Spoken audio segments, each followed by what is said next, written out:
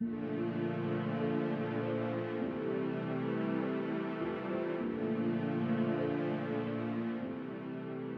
if you want to change the world, start off by making your bed. If you make your bed every morning, you will have accomplished the first task of the day. It will give you a small sense of pride, and it will encourage you to do another task, and another, and another. And by the end of the day, that one task completed will have turned into many tasks completed. Making your bed will also reinforce the fact that the little things in life matter. If you can't do the little things right, you'll never be able to do the big things right. And if by chance you have a miserable day, you will come home to a bed that is made, that you made. And a made bed gives you encouragement that tomorrow will be better. To pass SEAL training, there are a series of long swims that must be completed. One is the night swim.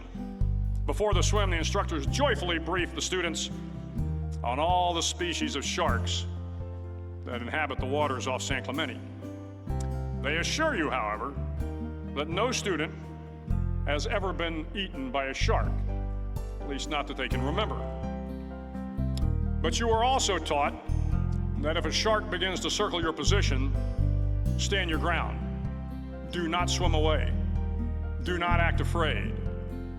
And if the shark, hungry for a midnight snack, darts towards you, then summons up all your strength and punch him in the snout, and he will turn and swim away.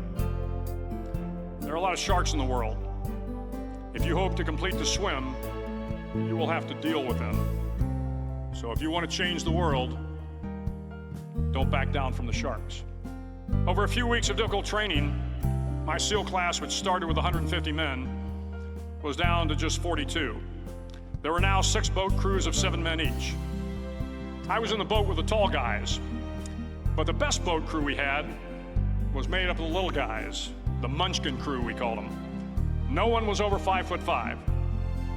The Munchkin boat crew had 1 American Indian, 1 African American, 1 Polish American, 1 Greek American, 1 Italian American, and 2 tough kids from the Midwest. They out-paddled, outran, and outswam all the other boat crews.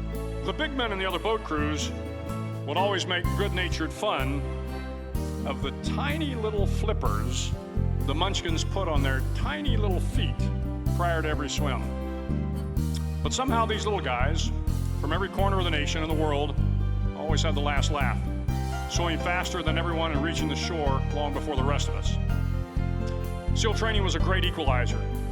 Nothing mattered but your will to succeed, not your color, not your ethnic background, not your education, not your social status.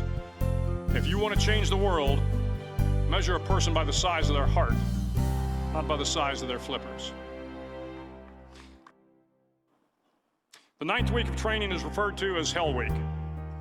It is 6 days of no sleep, constant physical and mental harassment, and 1 special day at the Mud Flats. The Mud Flats are an area between San Diego and Tijuana where the water runs off and creates the Tijuana Sloughs, a swampy patch of terrain where the mud will engulf you.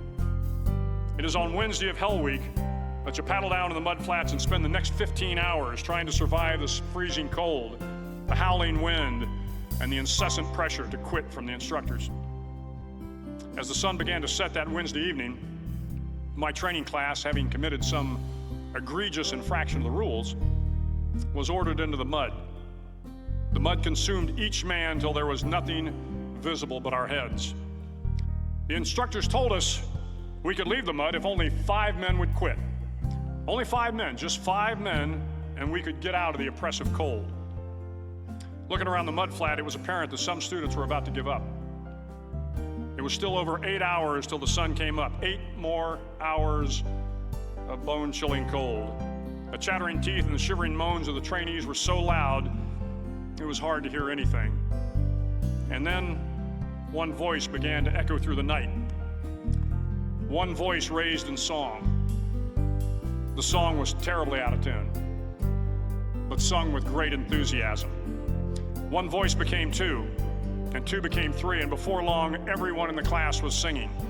The instructors threatened us with more time in the mud if we kept up the singing, but the singing persisted. And somehow the mud seemed a little warmer, and the wind a little tamer, and the dawn not so far away. If I have learned anything in my time traveling the world, it is the power of hope. The power of one person, a Washington, a Lincoln, King, Mandela, and even a young girl from Pakistan, Malala. One person can change the world by giving people hope. So if you want to change the world, start each day with a task completed. Find someone to help you through life. Respect everyone. Know that life is not fair and that you will fail often. But if you take some risks, step up when the times are the toughest, face down the bullies, lift up the downtrodden, and never ever give up. If you do these things, the next generation and the generations that follow will live in a world far better than the one we have today. And what started here will indeed have changed the world for the better.